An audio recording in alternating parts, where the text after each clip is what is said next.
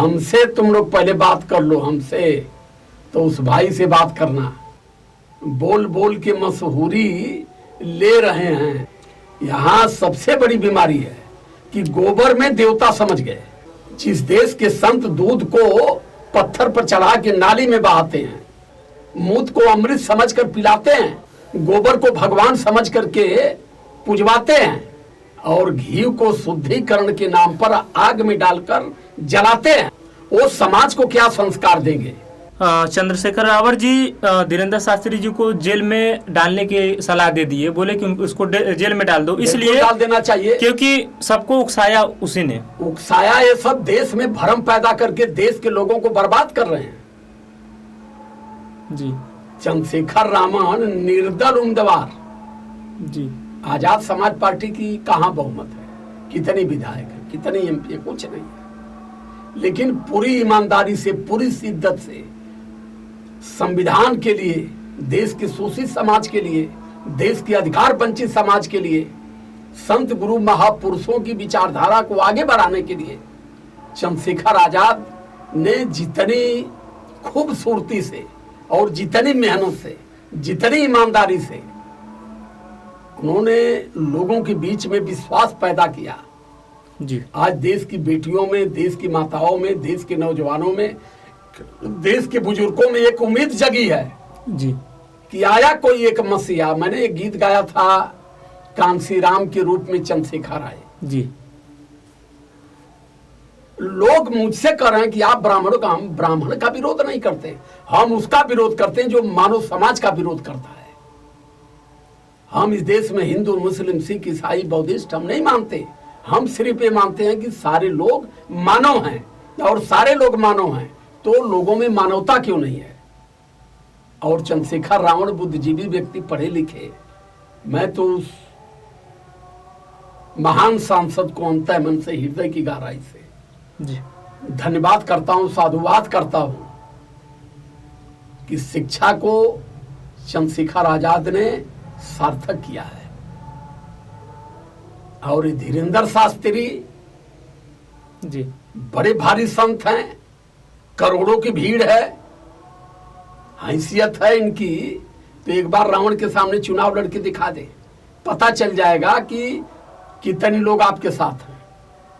मैं चैलेंज कर रहा हूं, मैं जी, जहां भी इच्छा हो धीरेन्द्र शास्त्री की, पर्चा दाखिला कर लें और उसी सीट से हम चंद्रशेखर रावत को भी पर्चा दाखिला करवाएंगे। जी पता चल जाएगा आपको कि आप कितनी जगे हुए और कितनी भरोसेमंद लोगों के आप हैं, कितने लोग आप पर भरोसा करते हैं जी।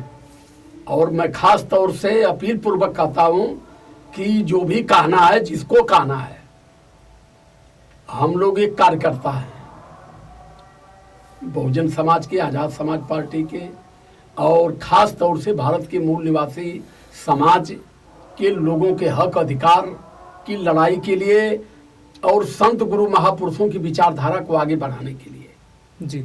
हमसे तुम लोग पहले बात कर लो, हमसे तो उस भाई से बात करना। बोल बोल के मशहूरी ले रहे हैं। यहाँ सबसे बड़ी बीमारी है कि गोबर में देवता समझ गए जी। गौमूत्र को अमृत समझ गए, दूध को अमृत नहीं समझ पाए।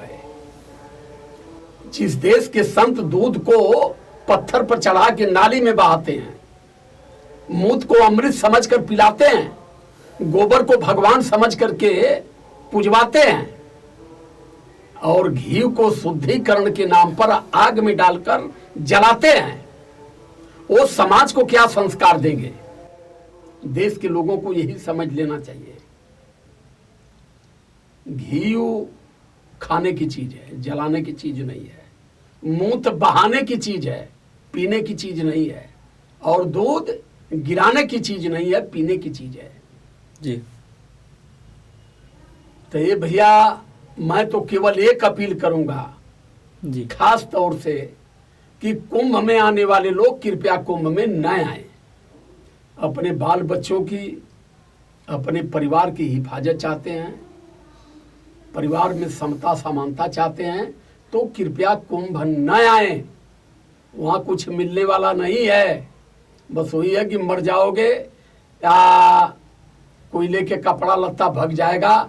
बहुत सारी महिलाओं ने, उनके पतियों ने मुझे फ़ोन किया कि मेरी औरत गई थी, उसकी किसी ने सिकड़ी खींच लिया, किसी ने बाली खींच लिया, किसी ने किसी औरत के साथ व्यभिचार किया। जी सरकार नहीं जान रही है, देश नहीं देख रहा है। 12,000 साल बाद कुंभ लगा है, तो फिर मर क्यों रहे भाई। दूसरी चीज मैं आपके चैनल के माध्यम से बता रहा हूं, जी भगवान में अगर ताकत हो, संत गुरुओं शंकराचार्यों में अगर ताकत हो, जी तो पहले तो अपनी सिक्योरिटी हटा लो और इस माइक में बोलना बंद कर दो। ये माइक भगवान नहीं बनाया, ये विज्ञान बनाया है। जी सिक्योरिटी इनको संविधान से मिली है, जी भगवान ने नहीं दिया है। इनको खुदा भगवान पर भरोसा नहीं है, दूसरे को भगवान की प्रवचन पेल रहे हैं जी कि भगवान ही सब कुछ करता है, लेकिन इनको खुद भगवान पर भरोसा नहीं है। ये सिक्योरिटी लेकर के चल रहे हैं, बॉडीगार्ड लेकर के चल रहे हैं। अभी मैं सुन रहा था, कोई संत कह रहा था कि मैंने पहले ही कहा कि मिलिट्री के हवाले करो। क्यों भाई, क्यों मिलिट्री के हवाले करो? हर काम भगवान करते हैं, उस भीड़ की हिफाजत मिलिट्री करेगी, वहां सीमा सुरक्षा लगेगी, भगवान हिफाजत नहीं कर पाएंगे। जी बस ये है कि ये लोग पूर्ण रूप से अब फेल हो चुके हैं, और यही कुंभ की भीड़ इनको धरती की धूल इस बार चुनाव में चटाएगी। जी जब चुनाव आएगा तो जितनी लोगों की दुर्व्यवस्था सरकार ने नाजायज धन उस कुंभ के नाम पर, जी कोई कह रहा है 44,000 करोड़, जी कोई कह रहा है 42,000 करोड़, कोई कह रहा है 38,000 करोड़। कुंभ का जानते हैं, कुंभ में हिंदू और सनातनियों को 2-3 बड़ा फायदा हुआ है। जी पहला फायदा तो ये हुआ सनातनियों को कि ये जान गए कि भारत का मूल निवासी, जिनके लिए बाबा साहब अम्बेडकर ने 4 बच्चों को बलि दे दिया, विधवा को बलि दे दिया, बीबी को बलि दे दिया, इतनी करने के बाद इतना बड़ा विद्वान, इतना कुछ किया इनके लिए, ये आज भी बैल और पशु ही बने हैं। पहली चीज इन्होंने इसको नाप लिया। जी दूसरी चीज, कुंभ के नाम पर बहुत सारे सोशल मीडिया पर मैं सुन रहा हूं कि हर टेंट, हर अखाड़े वाले संतों ने अपने जेब से किया है, जी और सरकार अपना बता के सरकारी धन को, लोगों के महंगाई और टैक्स के पैसे को सरकार डकार रही है। 2 फायदा। जी तीसरा फायदा इनको ये हुआ है, ये जान गए कि भारत में मूर्ख कितनी है।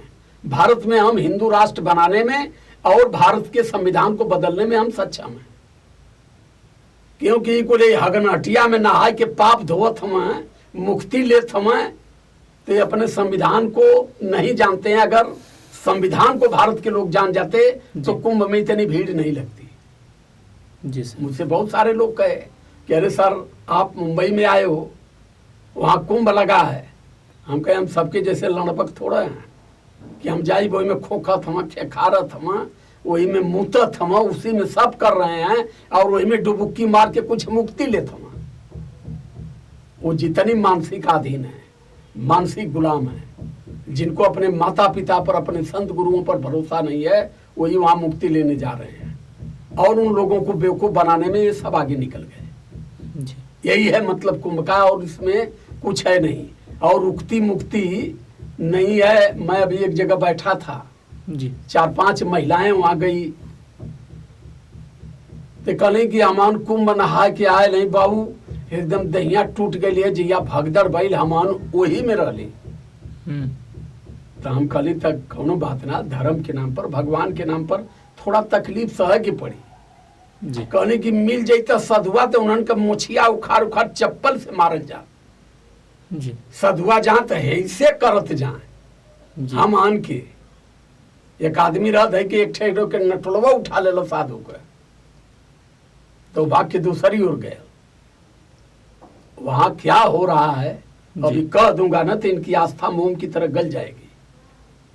जी क्या नहीं हुआ, अभी तो बिरहा मैं गाने वाला हूँ, पूरी रिपोर्ट इनकी जुटा के बिरहा गाने वाला हूँ और बिरहा 3 दिन के अंदर जाएगी। जी खास तौर से भारत के मूल निवासी बहुजन समाज के लोगों से अपील पूर्वक कहता हूं कि मेरी बातों को सुनो और ज्यादा से ज्यादा लोगों तक पहुंचाओ, जी क्योंकि समाज बेचारा पढ़ा लिखा भले हो, विद्वान हो गया, लेकिन दिमाग से तर्कवान नहीं हुआ है, जिसका लाभ पूर्ण रूप से ये लोग ले रहे हैं। जी कुंभ में अरबों खरबों का लाभ इनका हुआ है। जी जितनी गाड़ियां लगा दी गई हैं, जितनी लोग जा रहे हैं, जितना नुकसान हो रहा है लोगों का, सरकार का तो लाभ है, लाभ लाभ है, लाभ लाभ है, लाभ है। जी मुंबई से 4 दिन लग गया मुझे टिकट निकालने में। क्या है, अरे बहन कुंभ का भीड़ लगल या कुंभ वाले जात में, रुक जाइए सर आप। अरे हम करें भैया दो 1000 के टिकट को हमको 2600 रुपया में खरीदना पड़ा। जी ये है सरकार की व्यवस्था। खास तौर से मैं आदरणीय माननीय श्री आदित्यनाथ योगी जी से कहना चाहूंगा कि आप इतने बड़े सूबे के मुख्यमंत्री हो, जी जनता को तो आप लोगों ने बांटा ही, नदियों को भी आप लोगों ने बांट दिया। एक शब्द अगर कह दिए होते कि अयोध्या के लोग घाघरा में स्नान करें, सरजू में करें, जी जो लोग जहां के हैं, हरिद्वार के लोग हरिद्वार में करें, गंगा मैया हर जगह एक जगह है, जी कहीं भी आप गंगा में डुबकी लगा लीजिए, आपको फल मिलेगा। ये नहीं कहे इलाहाबाद आओ। जी पूर्ण रूप से इस घटना में जितने लोग मरे हैं, इसकी दोषी इनका सनातन धर्म, वहां के संत गुरु और सरकार।